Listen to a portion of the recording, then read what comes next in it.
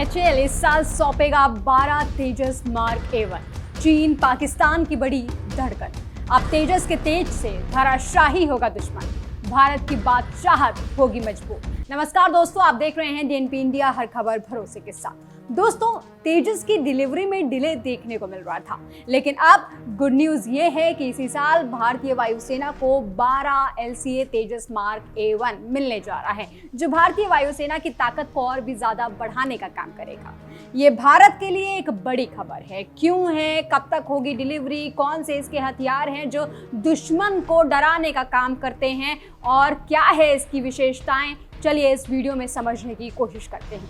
दोस्तों, तेजस mark A1 ये वो विमान है जो भारत की बादशाहत डिफेंस सेक्टर में और ज्यादा मजबूत करेगी।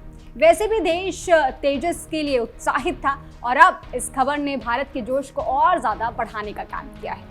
दरअसल दोस्तों, पहलगाम में हुए आतंकी हमले के बाद से भारत ने जैसे घर में घुसकर बदला लिया है, उसने पाकिस्तान ही नहीं बल्कि दुनिया को ये संदेश दे दिया है। और अब भारत अपने रक्षा प्रणाली को और भी ज्यादा मजबूत करने में लगा हुआ है। लगातार नए हथियारों को खरीद हो रही है, उनकी परीक्षण हो रहे हैं। इसी बीच खबर ये आई है कि HAL सेना को इस साल अंत तक 12 तेजस मार्क A1 सौंपेगा। दोस्तों, कुछ दिन पहले ये खबर आई थी, हमने भी देखा था कि जो भारतीय वायुसेना के एक अधिकारी थे, उन्होंने बोला था कि HAL को लेकर वो आश्वस्त हैं, मतलब उनको HAL पर शंका है। ये देखिएगा, ये तस्वीर हमारे सामने लिखी हुई है। AP सिंह वायुसेना प्रमुख हैं, बोला था फिलहाल मैं HAL को लेकर आश्वस्त नहीं हूँ। तो ऐसे में कहीं ना कहीं पता चल रहा था कि जो डिले हो रहा है उसके वजह से भारतीय वायुसेना में थोड़ी सी नाराजगी है। लेकिन अब HAL ने ये साफ कर दिया है कि वो इस साल के अंत तक ये 12 जो फाइटर जेट्स हैं उनको सौंपने का काम करेगा। हालांकि इस बयान के बाद से भी HAL की तरफ से कहा गया था कि विमानों की डिलीवरी में देरी आलस्य या लापरवाही की वजह से नहीं हो रही है, बल्कि कुछ तकनीकी समस्याएं हैं जिन्हें दूर कर लिया गया है। दोस्तों, एयर चीफ मार्शल की जो चिंता है वो वाजिब थी, ये HAL की तरफ से कहा गया था और कहा गया था कि जल्द ही विमानों की डिलीवरी किया जाएगा। इस डिले में सबसे बड़ा कारण दोस्तों विदेशी इंजन पर निर्भरता थी। दरअसल तेजस में अमेरिकी कंपनी जनरल इलेक्ट्रॉनिक्स यानी कि GE एरोस्पेस के GE F404 इंजन लगे हुए हैं, लेकिन कोविड-19 और उसके बाद रूस यूक्रेन युद्ध, ऐसे कई कारणों की वजह से सप्लाई चेन में कमी आ रही थी और इन इंजन में करीबन 2 साल की देरी को देखा गया है। तेजस मार्क A1 का जो निर्माण है दोस्तों, वो हिंदुस्तान एरोनॉटिक्स लिमिटेड यानी HAL और एरोनॉटिकल डेवलपमेंट एजेंसी ADA मिलकर कर रहे हैं।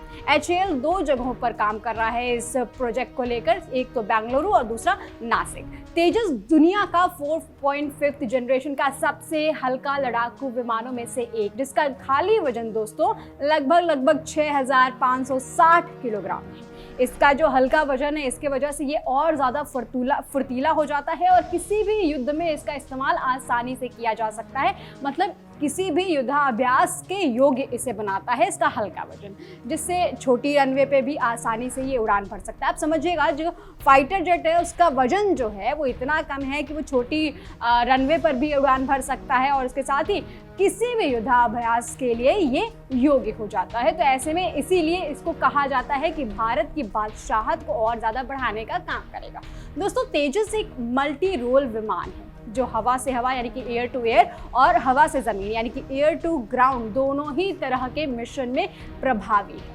बात अगर मैं इसके स्पीड की करूं तो करीबन 1.6 मैक से लेकर 1.8 मैक यानी लगभग 1975 किलोमीटर प्रति घंटे से लेकर 2222 प्रति घंटे की रफ्तार से ये दुश्मन को तबाह करने के लिए उड़ता है। और अगर मैं रेंज की बात करूं तो करीबन 3000 किलोमीटर इसकी रेंज है। साथ ही दोस्तों, इसमें डिजिटल एवियोनिक्स सूट लगा हुआ है और साथ ही fly by wire flight control system, जो कि पायलट को पूरी तरीके से नियंत्रण करता है। दोस्तों, देखिएगा कि अगर आप ये देखेंगे, ये पूरा जो कंट्रोल सिस्टम है ये लगा हुआ है, जिसकी वजह से सब कुछ आपको यहाँ पे, मतलब जो पायलट होगा उसको सब कुछ, सारी जितनी भी डिटेल्स है वो यहाँ पर मौजूद मिलेंगी।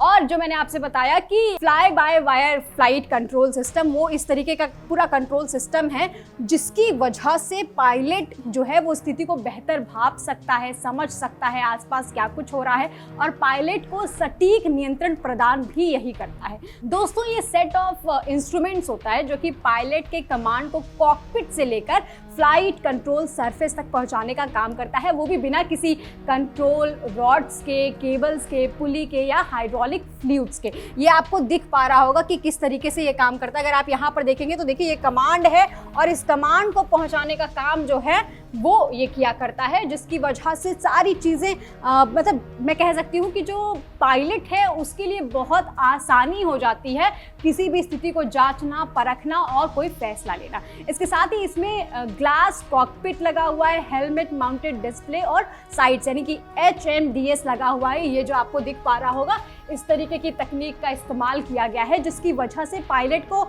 आसपास की स्थिति का जो रेडिएशन होता है वो भी पता चल जाता है, और सोचिए जो विजुअल रेंज होती है वो भी इसकी वजह से पता चल जाता है। ये आपको नज़र आ रहा होगा, इसकी वजह से सटीक जानकारी मिल पाती है, जिससे उन्हें किसी भी तरीके के निर्णय लेने में मदद मिलती है।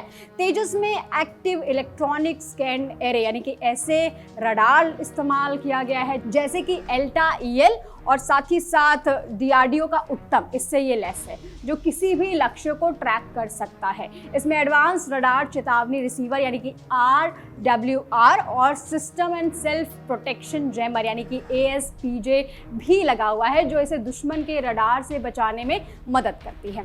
अब बात इसके घातक हथियारों की। दोस्तों, घातक हथियारों पर जाने से पहले अब समझते हैं कि तेजस जो है उसका पेलोड कितना है।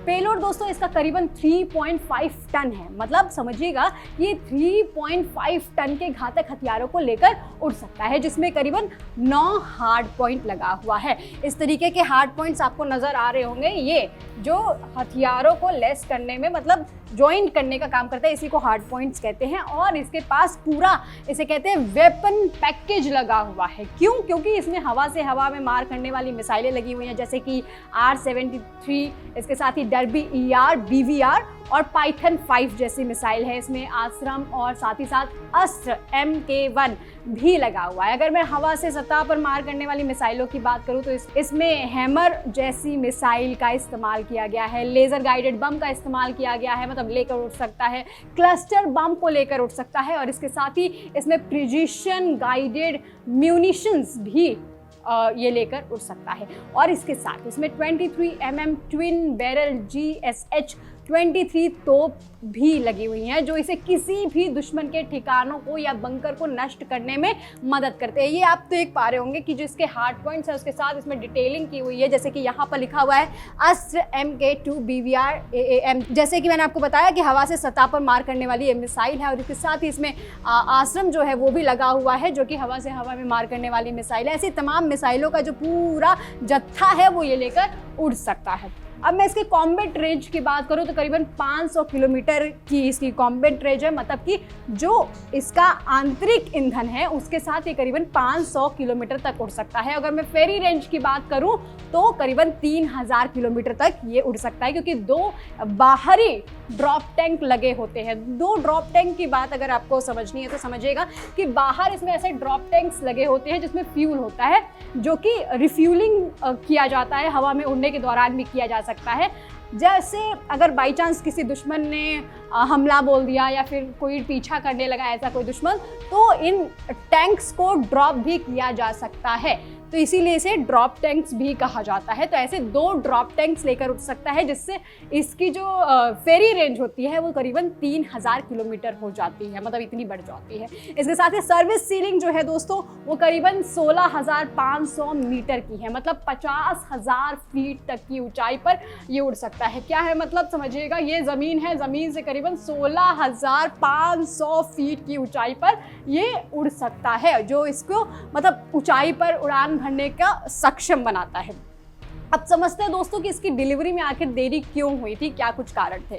दोस्तों, भारत ने 83 तेजस MK1A विमानों का जो ऑर्डर है वो 2021 में करीबन 48,000 करोड़ रुपए में दिया हुआ था। भारतीय रक्षा मंत्रालय ने इस पूरे सौदा को मंजूरी दी थी। अनुमान था कि 2025 के शुरुआती महीनों में ही इनकी डिलीवरी जो है वो स्टार्ट हो जाएगी, लेकिन इनकी कॉम्प्लिकेशंस और इंजन की आपूर्ति ना हो पाने के कारण ऐसा नहीं हो पाया। दरअसल दोस्तों, HAL ने तेजस MK MK-1A में अमेरिकी जनरल इलेक्ट्रिक यानी कि GE का F404 इंजन का इस्तेमाल किया है, जिनकी डिलीवरी 2024 में ही होनी थी, लेकिन जियोपॉलिटिक्स और सप्लाई चेन में कमी के कारण ये नहीं हो पाई और इनकी डिलीवरी में काफ़ी देरी हो गई है। हालांकि अब इनकी जो डिलीवरी की प्रक्रिया है वो शुरू हो गई है। 25 मार्च 2025 को HAL ने पहला F404 IN-20 इंजन जो है वो HAL को सौंप दिया है अमेरिका ने। तो ऐसे में HAL के सामने ये जो इंजन वाली समस्या है वो अब खत्म हो गई है, जिससे अब HAL ने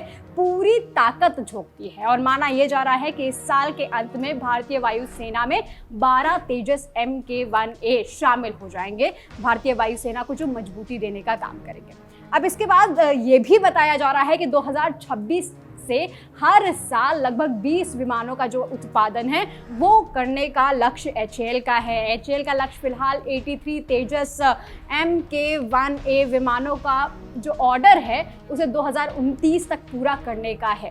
दोस्तों, अब तेजस परियोजना की अगर मैं आपको डिटेल बताऊं तो तेजस जो परियोजना है वो करीबन 1980 के दशक में स्टार्ट हुई थी और तब से ये एक ऑन गोइंग प्रोसेस है। लगातार इस प्रोजेक्ट में IAF की आवश्यकताओं के हिसाब से इसमें बदलाव किया जा रहा है, इसे डिज़ाइन किया जा रहा है। समय के साथ IAF ने इसकी क्षमताओं को और ज़्यादा बढ़ाने की डिमांड की, जैसे कि रडार है, इसमें इलेक्ट्रॉनिक युद्ध प्रणाली है, चाहे हथियार के एकीकरण की बात की जाए, वो सब कुछ किया गया और नए अपग्रेडेड और बदलाव की मांग की ताकि ये आधुनिक युद्ध के मैदान में भी ज़्यादा प्रभावी हो सके। तेजस MK-1 जो है वो इसका सबसे जो इनिशियल वेरिएंट होता है वो था और उसके ऊपर लगातार काम हो रहा है। इसके बाद से अब तेजस MK-1A आया हुआ है जो कि MK-1 का ही एक एडवांस वेरिएंट है, लेकिन इसमें बेहतर रडार है, उन्नत एवियोनिक्स है और आत्मरक्षा की जो क्षमता है वो इसमें बेहतर करने का काम किया गया है।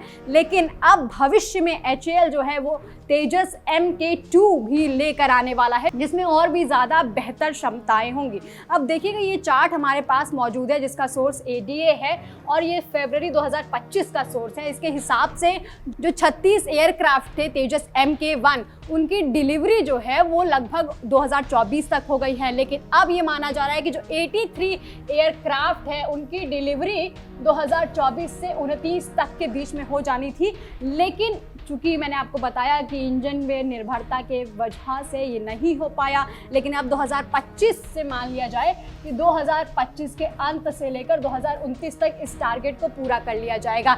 वहीं अगर LCA MK-2 की मैं बात करूं तो करीबन 2028 से 2035 के बीच में बताया ये जा रहा है कि 120 MK-2 जो है वो वायुसेना में शामिल किया जाएगा। और यही नहीं, भारत का जो अपना एक बहुत बड़ा प्रोजेक्ट है AMCA, जिसपे 5th जनरेशन का भी काम चल रहा है, 5th जनरेशन फाइटर जेट का काम चल रहा है, उसके भी करीबन 120 एयरक्राफ्ट जो हैं वो उसकी डिलीवरी शुरू हो जाएगी 2036 तक। और इसके साथ ही एक और प्रोजेक्ट है TED-BF, इस पर भी काम जो है वो 2038 से शुरू हो जाएगा। लेकिन दोस्तों, ऐसी जो खबरें हैं ये कहीं ना कहीं हमें बताती हैं कि जो भारतीय स्क्वाड्रन में कमी है, वायुसेना के फाइटर जेट्स में जो स्क्वाड्रन में कमी है, उसकी आपूर्ति धीरे धीरे सरकार कर रही है और वायुसेना लगातार अपने आप को और ज़्यादा मजबूत कर रही है, नए नए तकनीक और हथियारों से खुद को लैस कर रही है। ऐसे में जो दुश्मन आज भारत को आंख दिखा रहे हैं उनके लिए डर कर रहना, सतर्क रहना बेहद ज़रूरी है, क्योंकि अभी जब हमने ऑपरेशन सिंदूर के दौरान यहाँ से 9 आतंकी ठिकानों को ध्वस्त करने का काम आपको करके दिखाया, तो सोचिएगा जब इस तरीके के विमान हमारे वायुसेना में शामिल हो जाएंगे तो क्या कुछ होगा। इस खबर में फिलहाल के लिए इतना ही दोस्तों। आपको ये जानकारी कैसी लगी कमेंट सेक्शन में लिखकर जरूर बताइएगा और ऐसी तमाम खबरों के लिए देखते रहिए DNP इंडिया, हर खबर भरोसे के साथ।